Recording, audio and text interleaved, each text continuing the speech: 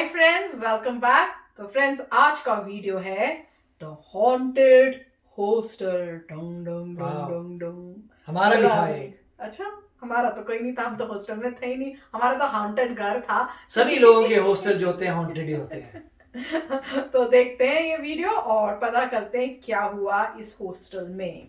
और फिर हस्बैंड भी बोले, उनको भी बोलते हैं कि अपनी शेयर करना कि आपके यहाँ कौन सा हॉन्टेड था। शायद पिछली बार शेयर किया था छोटा मोटा। हाँ, तो फ्रेंड्स वीडियो शुरू करते हैं, पर उससे पहले अगर आप चैनल पर नए हो और आपने अभी तक सब्सक्राइब नहीं किया है तो जल्दी से पहले सब्सक्राइब के बटन और बेल आइकन को क्लिक कर लो, ताकि आपको हमारे सारे न्यू वीडियोस जैसे हम अपलोड करें उसका नोटिफिकेशन मिल जाए। एंड वीडियो देखने के बाद मजा आए तो कर देना लाइक और शेयर करना ये वीडियो अपने फ्रेंड्स और फैमिली के साथ। नमस्कार। कृपया ध्यान दीजिए, ये वीडियो का उद्देश्य सिर्फ आपका मनोरंजन है। मैं किसी प्रकार से ये नहीं कह रहा कि भूत एग्जिस्ट करते हैं या नहीं करते हैं। आप भूत में बिलीव करते हैं, आपकी मर्जी, नहीं करते हैं आपकी मर्जी। भाई तुम्हारी जिंदगी है, जो मर्जी करो। यह सिर्फ एक स्टोरी है जो मैंने सुनी तो मैं आपको सुना रहा हूँ। धन्यवाद। क्या आप लोग भूतों में विश्वास करते हैं? नहीं। अच्छी बात है, मैं भी नहीं करता। आज का स्टोरी टाइम थोड़ा सा अलग होने वाला है। अबे ऐसे कैसे बोल रहा है, ढंग से बोलना। माफ करना, इधर उधर निकल जाता हूँ। तो one genre of movies that I personally love is horror. And मैंने इतनी हॉरर मूवीज देख लिया है कि अभी मुझे ना लिटरली हॉरर मूवीज से डर लगना बंद हो चुका है। लास्ट स्कैरी मूवी जिससे मेरे को एक्चुअली देख के डर लगा था ना, वो थी, मगर क्यों? बड़ी डरावनी मूवी थी यार। ये हंस रहे हलकट हंस नहीं। तो ऐसे ही ना परसों रात को मैं थर्ड फ्लोर गर्ल, क्या नाम था उस मूवी का, गर्ल ऑन थर्ड फ्लोर, हाँ गर्ल ऑन थर्ड फ्लोर करके हॉरर मूवी देख रहा था। उसमें सीएम पंक है एंड इतना फनी है, मतलब स्केरी मूवी में हंसी आ रही थी मुझे। एंड तभी ना मम्मी रूम में आती है एंड मम्मी कहती है कि क्या कर रहा है। मैंने बताया मम्मी हॉरर मूवी देख रहा हूँ।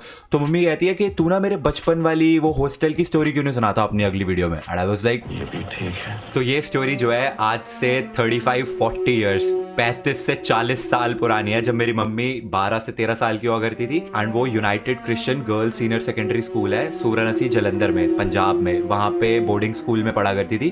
तो वहीं पे वो हॉस्टल में ही रहती थी। बहुत हॉन्टेड था वो। एक्चुअली वो ना कब्रिस्तान पे बना हुआ था। तो जब हम, मतलब मैं वहाँ गई तो पहले तो मेरे को कुछ ऐसे रियलाइज ही नहीं हुआ कि कुछ है इसमें। तो जब एक दो स्टोरी सुनी, मतलब मैं अभी बात कर रही हूँ तो मेरे को ऐसे गूज बम्स आ रहे हैं। अभी तक उस चीज़ का इफेक्ट है मेरे पे। मैं अकेले नहीं रह सकती घर पे अभी भी। इतने साल हो गए मेरे को। सो उस वक्त ऑब्वियसली इलेक्ट्रिसिटी वगैरह का तो बहुत ज़्यादा इशू हुआ करता था। कभी भी लाइट चली आती थी, कभी भी लाइट आ जाती थी, और इन्वर्टर्स तो थे नहीं। तो ऐसे ही एक दिन हॉस्टल में लाइट गई हुई थी, हर हॉरर मूवी की तरह यहाँ पर भी लाइट गई हुई थी। एंड मम्मी की एक बैचमेट हुआ करती थी जिनका नाम था, हम इस वीडियो के लिए उनको बुलाएंगे छल्ली। अबे साले। एंड उनकी एक बड़ी बहन हुआ करती थी जिनका नाम था टोपी। तो बैचमेट छल्ली एंड बड़ी बहन टोपी, ये दोनों हॉस्टल में साथ में ही रहती थी। अब रात का टाइम था और लाइट गई हुई थी। टोपी को, बड़ी बहन को बहुत तेज प्रेशर आया। तो उसने छोटी बहन छल्ली को बोला कि सुन सुन सुन, नींद से उठा के, मैं जा रही हूँ, मेरे को बहुत तेज प्रेशर आ रहा है, तू प्लीज डब्बे में पानी भर के मेरे को दे देगी वॉश करने के लिए। एंड ये बोल के टोपी जो है वो भाग के चली गई। अब छोटी बहन छल्ली ने नींद में ये बात सुनी होगी, बट यार वो तो सो रही थी तो उसने इतना ज्यादा ध्यान दिया नहीं। 10 मिनट बीत गए। अब बड़ी बहन टोपी जो वॉशरूम में है, उसको वॉश करने के लिए ऑब्वियसली पानी चाहिए। तो उसने बाथरूम का दरवाजा खोल के ऐसे बाहर हाथ डाल के चेक करा कि वहां पे डब्बा पड़ा है कि नहीं। एंड वहां पे डब्बा पड़ा था तो उसने डब्बा उठाया एंड वॉश करना स्टार्ट कर दिया। एट द सेम टाइम छोटी बहन छल्ली, जो अभी तक सोई रही थी अपने बेड पे, उसको रियलाइज हुआ कि ओ, बड़ी बहन टोपी ने तो पानी मांगा था वॉश करने के लिए, तो मैं उसको पानी देने जाती हूँ। तो छोटी बहन छल्ली उठी, पानी भरा उसने एक डब्बे में और लेके वॉशरूम के बाहर पहुंची। एंड उसने नॉक करके बड़ी बहन को बोला कि ये ले, मैं पानी ले आई। तो अंदर बैठी टोपी कहती है 1 सेकेंड, पानी का डब्बा तो तू पहले ही दे चुकी थी, मैंने तो वॉश भी कर लिया। पर छल्ली कहती है मैं तो उठ के ही अभी आई हूँ एंड पानी का डब्बा तो मेरे हाथ में है, तो तूने वॉश किससे करा। टोपी बाहर आई घबरा के एंड इतनी देर में लाइट वापस आ गई। एंड वो क्या देखती है, उसके हाथ पे खून ही खून। उस डब्बे में पानी नहीं था, खून था। एंड ये देख के टोपी इतनी तेज चिल्लाई and what my mom told is कि वो उसके बाद पागल हो गई एंड उसको उस हॉस्टल से शिफ्ट आउट कर दिया गया। हमें ऐसा होता था कि जब एक बार हम लेट गए ना बेड पे और लाइट्स ऑफ हो गई तो एकदम सुनसान हो जाता था। ऐसा होता था कि सांस की आवाज आती होती थी। मैं सुना भी रही हूँ तो अभी भी मेरे को ऐसे मुझे भी हो रहा है goosebumps, मतलब अभी भी इतना डर है मेरे मुझे भी दिमाग डर में ना कि मतलब हम वॉशरूम भी नहीं जा सकते थे। वॉशरूम भी जाना है ना तो मतलब जैसे हम लेटे हुए हैं ना, बेड के साथ बेड होता है, मतलब मैं सुना नहीं पा रही हूँ। चद्दर में से हम आवाज़ लगाते थे साथ वाले को कि वॉशरूम चल ले मेरे साथ, ऐसे होता था। इतना डर, हमेशा ऐसे लगता था कि कोई आसपास हमारे घूम रहा है।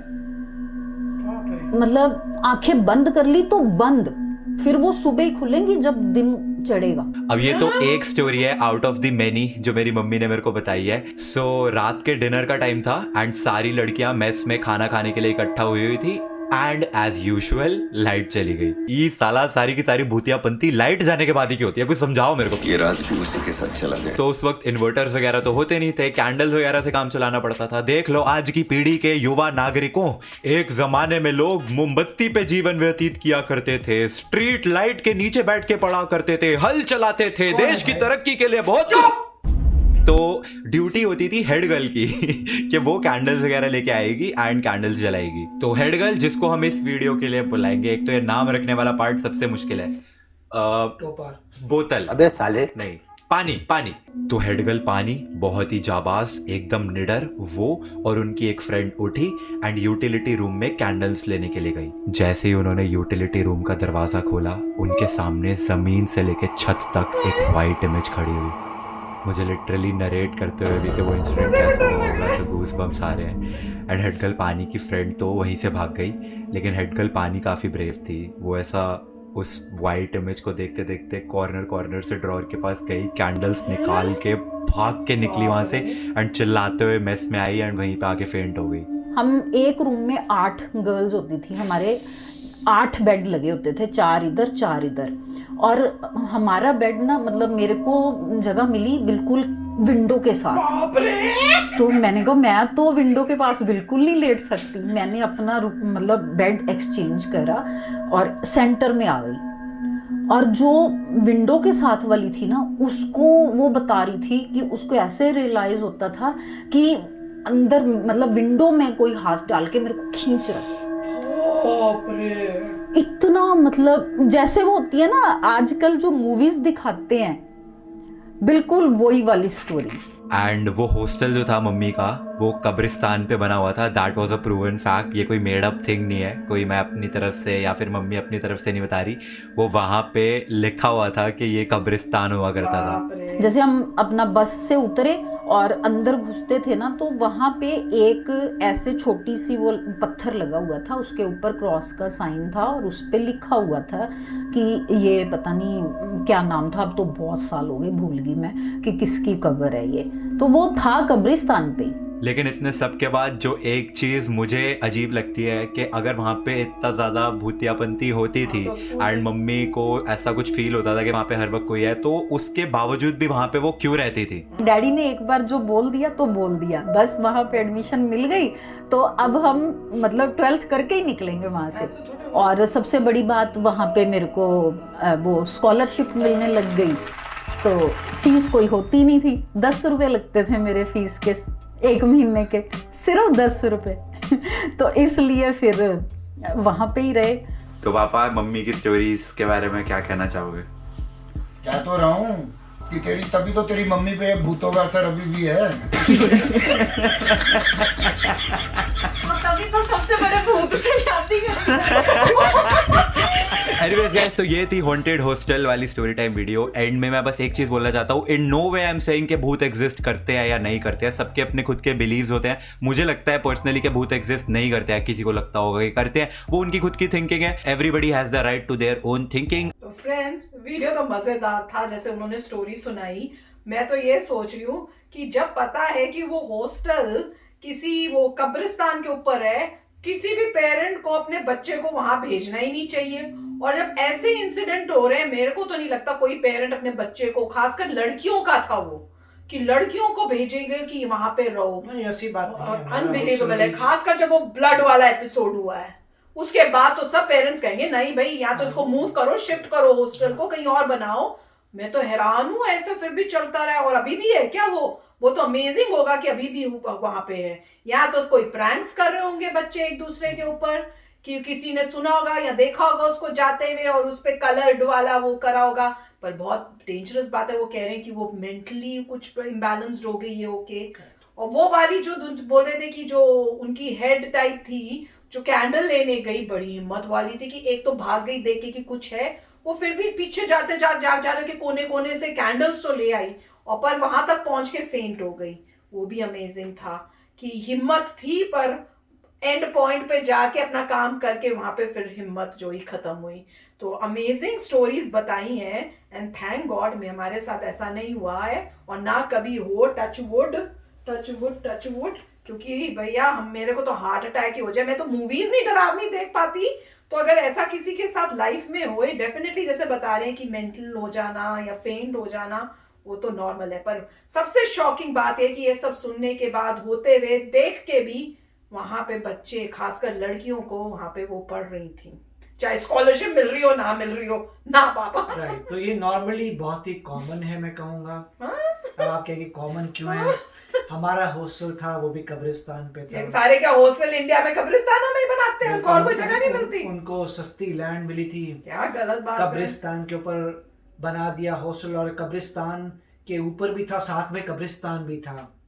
तो ऐसा नहीं है कि हमारा हॉस्टल था, वो बोलते थे ये एरिया जो है कब्रिस्तान के ऊपर है, और साथ ही में आप थोड़ा सा चलेंगे तो कब्रिस्तान है, था कब्रिस्तान, कब्रें आपको नज़र आती थी। मुस्लिम एरिया था तो मुस्लिम्स की कब्रें थी वहाँ पे, आपको दिखता था पूरा लिखा हुआ है। और हम जो उस ज़माने में नए बच्चों को बोलते थे कि रात के 12 बजे यहाँ पे कुछ रख के आओ कब्रिस्तान में, कब्र के ऊपर, ये सब ना ऐसे फालतू बातें बच्चे करते थे।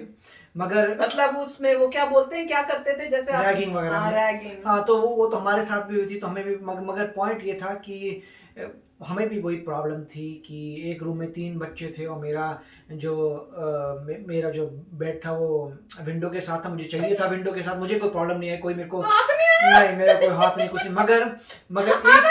मगर जो एक चीज़ थी उसमें डेफिनेटली मिस्ट्री थी कि हमारा जो रूम था पूरे इतना बड़ा हॉल था, तो हॉल में से मिडिल रूम होगा, तो आप कई बार देखेंगे कि रात के 1 बजे करीब कोई लाइट्स जो हैं, 4-5 बाथरूम थे, तो साथ 4-5 बाथरूम थे, तो आपको 4 मतलब 1-1.5 के बीच में आप कई बार देखेंगे लाइटें ऑन ऑफ होती थी बाथरूम्स की।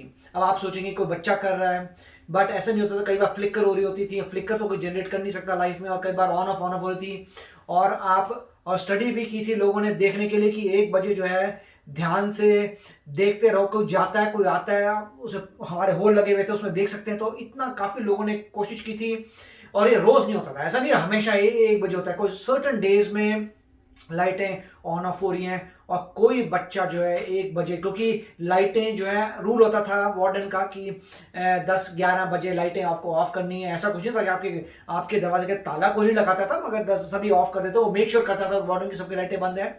और कई बार लोगों ने देखा कि लाइटें ऑन ऑफ हो रही हैं, तो थोड़ा लगा, इलेक्ट्रिकल वाले को बुलाया, उसने चेक किया, कोई बल्ब फ्यूज़ नहीं थे, कुछ नहीं थे, और आपको आवाज़ें भी करके ऐसे कोई सुसु की मतलब आवाज़ें जो है आती थी, आपको दिखता था कि कहीं आवाज़ आ रही है अंदर से, कुछ रोने की कोई आवाज़ नहीं आती थी, मगर ऐसा कोई सी करके कुछ वियर्ड सी आवाज़ आती थी बाथरूम से।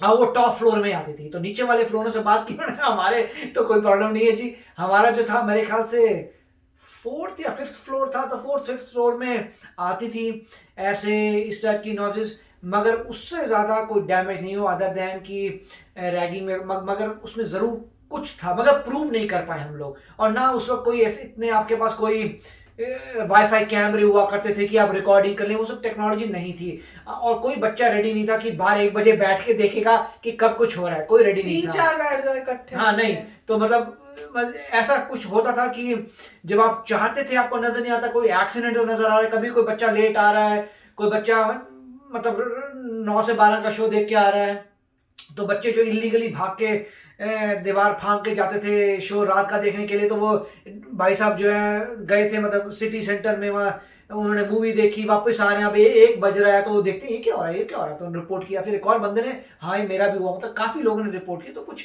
और आवाज़ों से भी लगता था कि आप रूम में बैठे आपको आवाज़ें आती थी, बट लोग कहते थे अब यार अब 1 बजे को उठने से रहा कोई अपने रूम से, तो मतलब ये हर एक मतलब टाइम है। तो मगर मेरा तो बिलीफ नहीं है, मैं बिलीव नहीं करता। मेरे को यही था कि कोई ना कोई बच्चे कुछ वहाँ पे कुछ पंगा कर रहे हैं, मेरा यही बिलीफ था, मगर अपने पास टाइम नहीं हुआ करता। तो ये अच्छे लोग हैं, आलसी निकट्टू कि भूत बाप पे बाहर है तो नहीं देखना। मगर इतना था कि मगर इतना जरूर था कि हॉस्टल में कोई बच्चा जो है 10 बजे के बाद टॉयलेट नहीं जाता था। मतलब नॉर्मली ऐसा, मतलब किसी को आ भी जाए तो वो जो भी था वो नहीं है, मतलब एटलीस्ट मैंने नहीं देखा कोई बच्चा 10 बजे के बाद कोई गया हो। सभी मेक श्योर करते थे 10 बजे तक अपना जो भी है कर लो हिसाब किताब, जिससे तुम जाओ ना। ऐसी डर था बच्चों में। मगर मैं भी कह सकता हूँ रात के 12-1 बजे मैं कभी नहीं गया रेस्ट रूम पे। मगर मैं बिलीव भी नहीं करता, क्योंकि जो भी साइंस के लोग होते हैं उनको प्रूफ होता है। या तो एक बिलीव बच्चा नहीं करता, पर मैं गया भी नहीं। अगर नहीं बिलीव करते तो जाना भी चाहिए। नहीं, उसमें ये होता है बिलीव नहीं करता, मगर इतनी उस वक्त नहीं लेना, इतनी हिम्मत भी नहीं थी कि जाके अकेले जाके रिस्क लो। क्योंकि अब जाने का रेडी हो? अब मैं जाने को रेडी हूँ, क्योंकि इतनी करोड़ों हॉरर मूवीज अब देख ली हैं कि अब और भगवत गीता पढ़ने के बाद एक्चुअली आपको डर नहीं लगता। तो भगवत गीता पढ़ते हैं तो आपको लगता है सब टेम्पोररी है भाई, अगर तू मुझे तंग करेगा तो मैं जब मरने के बाद तेरे को देख लूंगा। मतलब पॉइंट ये है, नेट रिजल्ट क्या है तेरा, गोल यही है मेरे को मारना, वो तो मेरे को मरना ही है, मगर उसको छोड़ूंगा नहीं। बुच्ची अगर सुन रहा हुआ ना तो पता चलेगा अभी। जो भी है, मतलब पॉइंट यही है कि आप भगवान के तरफ है हम लोग, तो भगवान के बंदे को क्या करोगे तुम। चलो भैया, एक ये स्टोरी सुन ली, हमारी तो रात की नींद जो है ना वो तो उड़ जानी है आज। तो फ्रेंड्स चलते हैं, मिलेंगे नेक्स्ट वीडियो में बहुत ही जल्द। Till then take care and bye bye.